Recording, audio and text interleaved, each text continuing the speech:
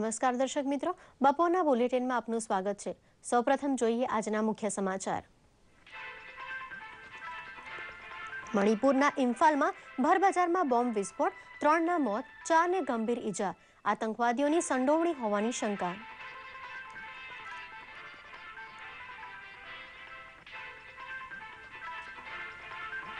મુંબઈ હુમલાના master mind લખવીને જામીન આપતા ચુકાદાને પાકિસ્તાન સરકાર હાઈકોર્ટમાં પડકારશે, ભારત ખાતેના પાક હાઈ કમિશનરનો ખુલાસો।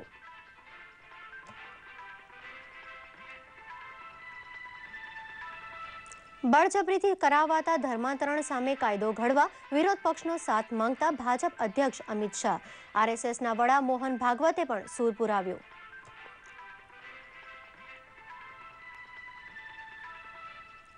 ડાયાબિટીસના દર્દીઓને રાહત આપતા સાધનની રાજકોટની યુવતી દ્વારા શોધ, ડાયથી શરીરમાં આપમેળે ઇન્સ્યુલિનનો જથ્થો ઉમેરતું આ ટચુકડું સાધન।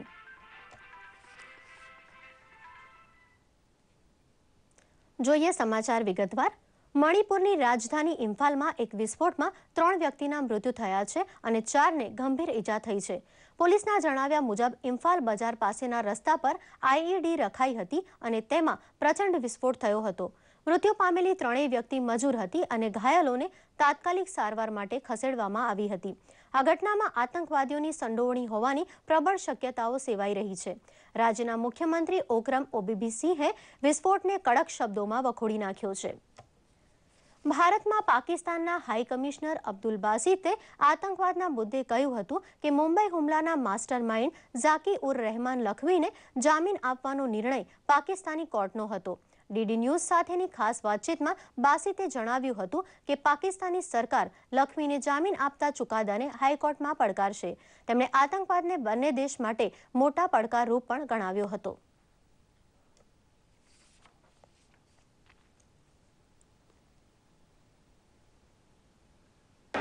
तो इसमें कोई शक नहीं है कि बहुत से इश्यूज हैं, टेररिज्म है, नेशनल ऑर्गेनाइज क्राइम है, ड्रग ट्रैफिकिंग है, क्लाइमेट चेंज है, बहुत से इश्यूज हैं जिसमें हम सबको मिलजुल कर काम करना चाहिए और मेरा ख्याल है कि आने वाले वक्तों में हम सब मिलजुल कर काम करेंगे इन इश्यूज पर।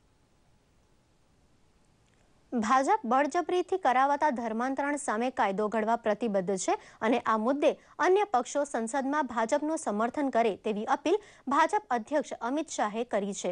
ધર્માંતરણ મુદ્દે પક્ષનું વલણ સ્પષ્ટ કરતા અમિત શાહે કોચી ખાતે પત્રકાર સંમેલનમાં જણાવ્યું કે દેશમાં એકમાત્ર ભાજપ જ એવો પક્ષ છે જે બળજબરીથી કરાવાતા ધર્માંતરણને ખતમ કરવા કાયદો ઘડવા પ્રતિબદ્ધ છે।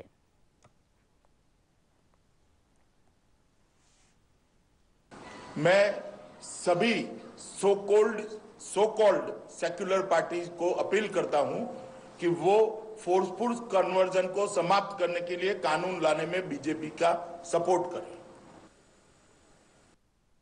દરમિયાનમાં રાષ્ટ્રીય સ્વયંસેવક સંઘના વડા મોહન ભાગવતે કોલકાતા ખાતે વિશ્વ હિન્દુ પરિષદના કાર્યક્રમમાં જણાવ્યું હતું કે ધર્મ પરિવર્તન સામે વાંધો હોય તો આ અંગે સંસદમાં કાયદો બને તે જરૂરી છે। તેમણે ઉમેર્યું હતું કે જે લોકો ભટકી ગયા છે તેમને પાછા લાવીશું। ભારતે સ્વદેશી બનાવટના પહેલા યુદ્ધ જહાજની મોરેશિયસમાં નિકાસ કરી છે। આ જહાજ મોરેશિયસને તેના દરિયાકાંઠાની સલામતી ચુસ્ત બનાવવામાં મદદરૂપ થશે। રાજ્યકક્ષાના સંરક્ષણ મંત્રી રાવ ઇન્દ્રજીત સિંહે જહાજ મોરેશિયસને સોંપતી વખતે કહ્યું હતું કે નિકાસને લગતી અડચણો દૂર કરાયાનો આ પહેલો પ્રસંગ છે। સંરક્ષણ ક્ષેત્રની garden reach ship builders and engineers limited Kolkata દ્વારા બનાવાયેલા CGS બારાકોટા જહાજની લંબાઈ 74.10 મીટર જેટલી છે। અંદાજે 370 કરોડ રૂપિયાના ખર્ચે તૈયાર કરાયેલું આ જહાજ દરિયામાં કલાકના 41 કિલોમીટરની ઝડપે આગળ વધી શકે છે અને તેની ક્ષમતા 1350 ટન જેટલું વજન વહન કરવાની છે। વિશ્વ પ્રસિદ્ધ સોમનાથ મંદિર સંકુલને પર્યટકો માટે વધુ આકર્ષક બનાવવા અને અન્ય કેટલીક સુવિધાઓ ઊભી કરવા કેન્દ્ર સરકાર વિચારણા કરી રહી છે। આ મુદ્દે ગઈકાલે પ્રધાનમંત્રી નરેન્દ્ર મોદીના વડપણ હેઠળ નવી દિલ્હીમાં સોમનાથ ટ્રસ્ટની મહત્વની બેઠક મળી હતી। બેઠકમાં ટ્રસ્ટના વડા કેશુભાઈ પટેલ સહિતના ટ્રસ્ટીઓ અને ભાજપના પીઢ નેતા લાલકૃષ્ણ અડવાણી અને PK લહેરી સહિતના મહાનુભાવો પણ ઉપસ્થિત રહ્યા હતા। પૂર્વ પ્રધાનમંત્રી અટલ બિહારી વાજપેયીના જીવન અને સિદ્ધિઓને રજૂ કરતું મલ્ટીમીડિયા પ્રદર્શન નવી દિલ્હીના ઇન્દિરા ગાંધી રાષ્ટ્રીય કલા કેન્દ્ર ખાતે શરૂ થયું છે। માહિતી અને પ્રસારણ મંત્રી અરુણ જેટલીએ પ્રદર્શનને ગઈકાલે જાહેર જનતા માટે ખુલ્લું મૂક્યું હતું. 25 ડિસેમ્બર સુધી ચાલનારા આ પ્રદર્શનમાં અટલજીના જીવનના વિવિધ પાસાઓ ફોટા અને વિડીયોના માધ્યમથી જોવા મળી રહ્યા છે. પ્રકાશન વિભાગે પણ વાજપેયીના જીવન પર આધારિત પ્રદર્શનનું આયોજન કરેલું છે. IIM અમદાવાદ ખાતે ત્રિદિવસીય ફૂડ ફેસ્ટિવલ વિસરાતી વાનગીઓનું પ્રદર્શન સહ વેચાણના સમારોહને કેન્દ્રીય મહિલા અને બાળ કલ્યાણ વિકાસ મંત્રી મેનકા ગાંધીએ ખુલ્લો મૂક્યો છે.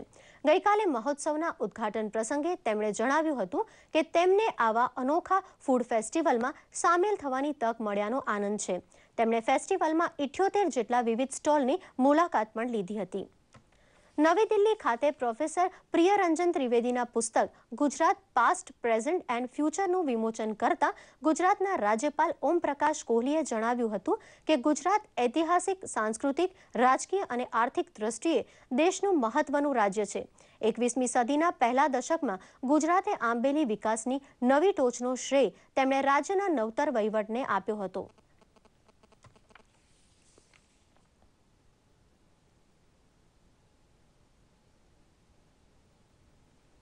ધર્માંતરણ મુદ્દે છેલ્લા કેટલાક દિવસથી વિવાદ થઈ રહ્યો છે.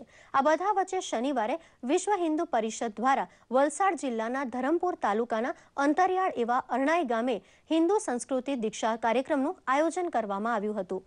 ઉલ્લેખનીય છે કે દક્ષિણ ગુજરાતના વલસાડ જિલ્લામાં ધરમપુર અને કપરાડા ખાતે વર્ષોથી વટાળ પ્રવૃત્તિ ચાલતી હતી, જેમાં અત્યાર સુધીમાં અનેક આદિવાસીઓ લોકોને લાલચ આપીને ખ્રિસ્તી બનાવાયા હતા, જેની સામે હિન્દુ સંગઠનોએ આ પરિવારોને ફરીથી હિન્દુ બનાવવાની ઝુંબેશ હાથ ધરી છે.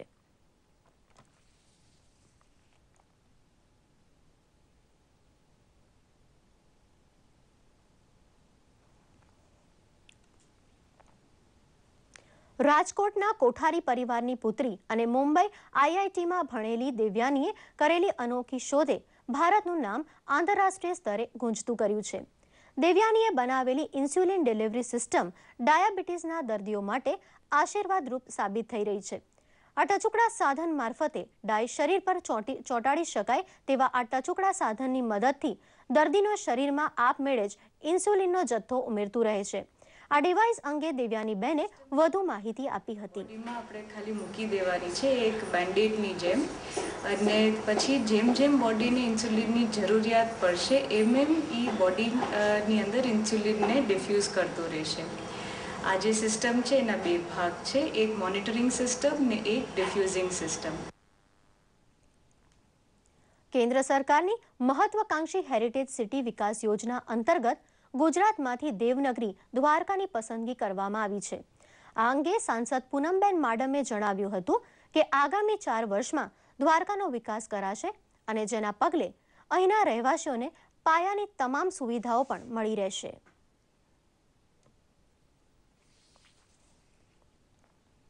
જામનગર ખાતે સશસ્ત્ર સીમા દળનો 51મો સ્થાપના દિવસ ઉજવાઈ ગયો. કાર્યક્રમમાં SSBની 65મી બટાલિયનના અધિકારીઓ અને જવાનોએ ભાગ લીધો હતો. કાર્યક્રમ દરમિયાન જવાનો દ્વારા પરેડ અને રમતગમતની સાથે સાંસ્કૃતિક કાર્યક્રમોનું આયોજન કરાયું હતું. આ પ્રસંગે શસ્ત્રોના પ્રદર્શને પણ લોકોમાં ભારે આકર્ષણ ઊભું કર્યું હતું.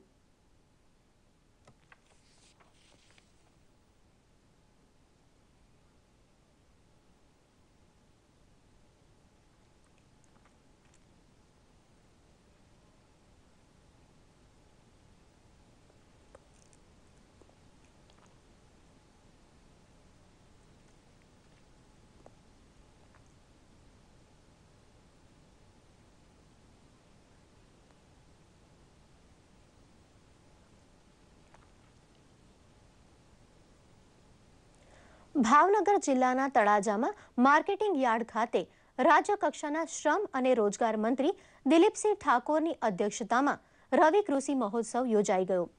ખેડૂતોને સંબોધતા મંત્રીશ્રીએ જણાવ્યું હતું કે ચાલુ વર્ષને રાજ્ય સરકારે કૃષિ વિકાસ વર્ષ તરીકે ઉજવવાનું નક્કી કર્યું છે, જે અંતર્ગત યોજાઈ રહેલા કૃષિ મહોત્સવમાં ખેડૂતને લાભકારક ખેતીલક્ષી માહિતી અપાઈ છે.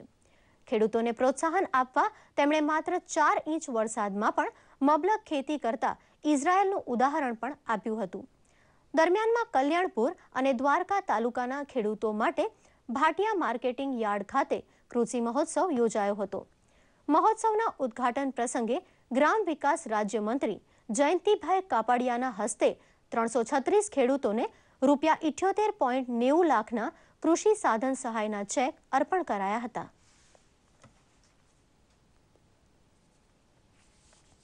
અમદાવાદમાં પછાત વિસ્તારમાં વસતા શ્રમિકોના આરોગ્યની ચકાસણી માટે 2 દિવસીય નિઃશુલ્ક નિદાન કેમ્પ તેમજ સ્વાસ્થ્ય જનજાગૃતિ અભિયાનનું આયોજન કરાયું છે.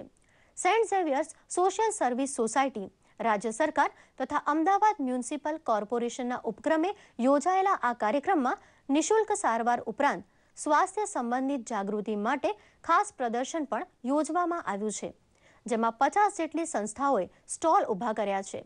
આ સ્વાસ્થ્ય જાગૃતિ અભિયાન અંતર્ગત પછાત વિસ્તારના 4000થી વધુ લોકો માહિતગાર થશે તેમ ફાધર રાજેશે જણાવ્યું હતું.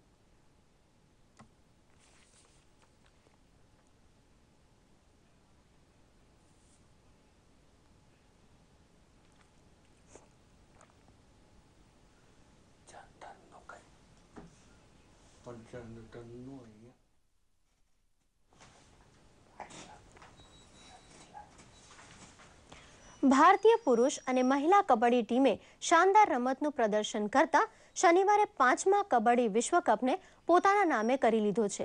ભારતીય પુરુષ ટીમે પાકિસ્તાની ટીમને 35-42થી હરાવી હતી. ભારત સામે પાકિસ્તાન ચોથી વખત હાર્યું છે. બીજી બાજુ મહિલા કબડ્ડી ટીમે પણ ન્યૂઝીલેન્ડને 36-27થી હરાવ્યું હતું. મહિલા ટીમને ઇનામ પેઠે ₹1 કરોડ પણ મળ્યા છે. વિશ્વકપમાં બીજા ક્રમે ન્યૂઝીલેન્ડ અને ત્રીજા ક્રમે પાકિસ્તાની ટીમ હતી. ભારતીય પુરુષ અને મહિલા કબડ્ડી ટીમોને ભવ્ય સફળતા બદલ પ્રધાનમંત્રી નરેન્દ્ર મોદીએ અભિનંદન પાઠવ્યા હતા.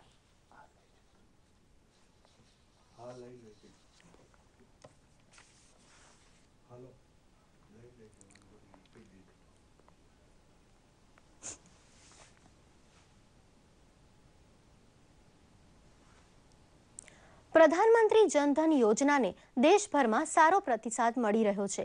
દેશભરમાં માત્ર 4 મહિનામાં 8 કરોડથી વધુ ખાતા ખુલી ચૂક્યા છે. 1 લાખનું વીમા કવચ આપતી આ યોજના થકી પાટણ જિલ્લાના લાભાર્થી પણ ખુશ છે. પ્રસ્તુત છે એક અહેવાલ.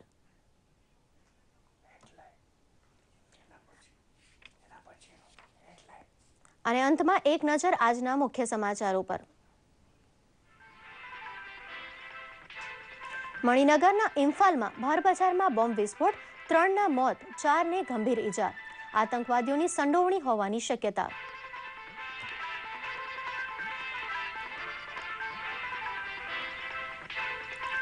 મુંબઈ હુમલાના માસ્ટર માઇન્ડ લખવીને જામીન આપતા ચુકાદાને પાકિસ્તાન સરકાર હાઈકોર્ટમાં પડકારશે. ભારત ખાતેના પાક હાઈ કમિશનરનો ખુલાસો.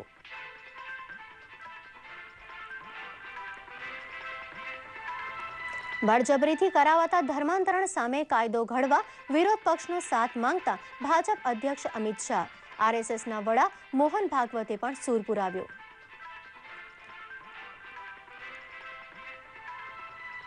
ડાયાબિટીસના દર્દીઓને રાહત આપતા સાધનની રાજકોટની યુવતી દ્વારા શોધ. ડાયથી શરીરમાં આપમેળે ઇન્સ્યુલિનનો જથ્થો ઉમેરતું આ ટચુકડું સાધન.